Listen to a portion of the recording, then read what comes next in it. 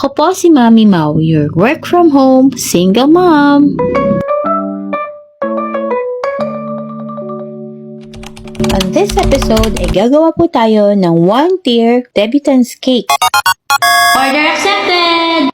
In-order ang cake ng May 12 o 4 p.m. at kukunin ng May 13, 2 p.m. So we have 22 hours preparation. After ko na-receive ang order from our SK chairman, ay binake ko na po ang vanilla cake that night. Ngayon po ay binabahagi ko ang mga naging ganap ng May 13. Starting off with slicing the cake. Every layer po ay nilalagyan natin ng filling. So this cake has 5 layers at ang tawag po natin dito is 1-tier vanilla cake. The usual, ang gamit po natin ay whipped, ang mapagkakatiwalaang icing para sa stability at sarap na lasa ng ating cake. Thankful po ang inyong lingkod sa aming SK chairman sapagkat isa po siya sa mga maituturing kong suki namin. Shoutout SK Russell, maraming salamat po.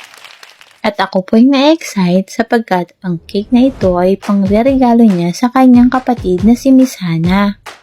Kayo po ba naranasan niyo na makatanggap ng regalo mula sa inyong kapatid? O kaya naman ay ikaw ang nagregalo? Alin man sa dalawa, di po ba't napakasarap sa pakiramdam? Ay, mention mo na kapatid mong sweet! This debutant cake comes with 12 bite-sized mini cupcakes with fondant, artificial, and printed details. To Miss Hannah Kim, happy 18th birthday!